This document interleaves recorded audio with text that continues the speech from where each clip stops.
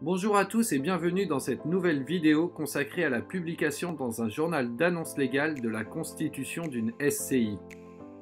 Je vais vous présenter comment obtenir rapidement l'attestation de publication.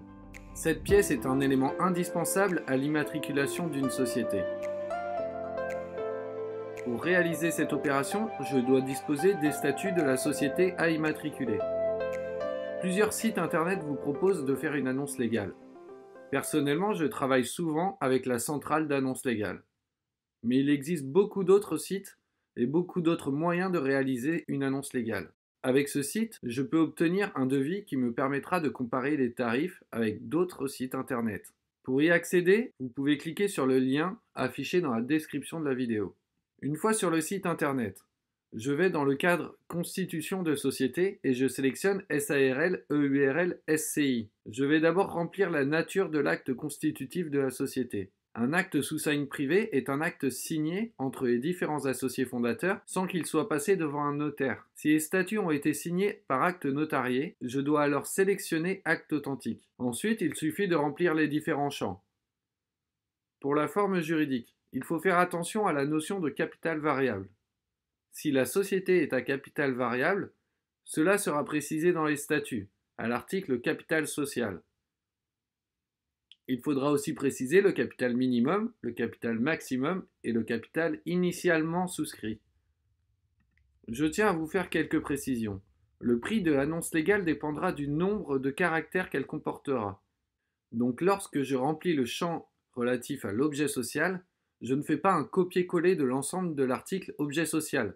Cela n'a aucun intérêt. Dans les statuts de la société que je suis en train d'immatriculer, l'article objet social est extrêmement long. Je vais donc sélectionner uniquement l'activité principale de la société. Si la société avait eu plusieurs activités principales, je les aurais toutes précisées.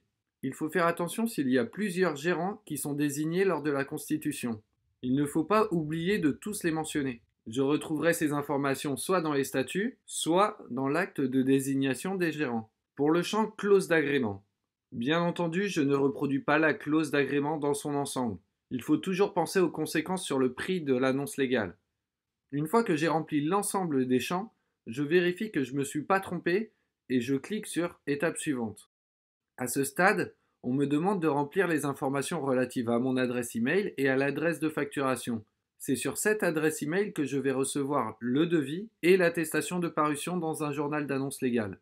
Une fois cette étape validée, j'ai un résumé de mon annonce et surtout, j'ai le devis sur la droite que je peux télécharger. S'il y a des mentions erronées sur l'annonce, j'ai juste à appeler le service client pour leur demander de procéder aux modifications, avant de payer bien sûr.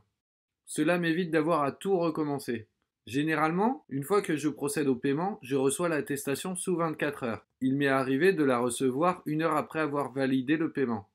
Une fois que je reçois l'attestation, je l'imprime et je la joins au dossier d'immatriculation. N'hésitez pas à suivre l'ensemble de mes vidéos pour savoir comment je réalise les formalités et comment je procède pour réaliser certaines opérations juridiques.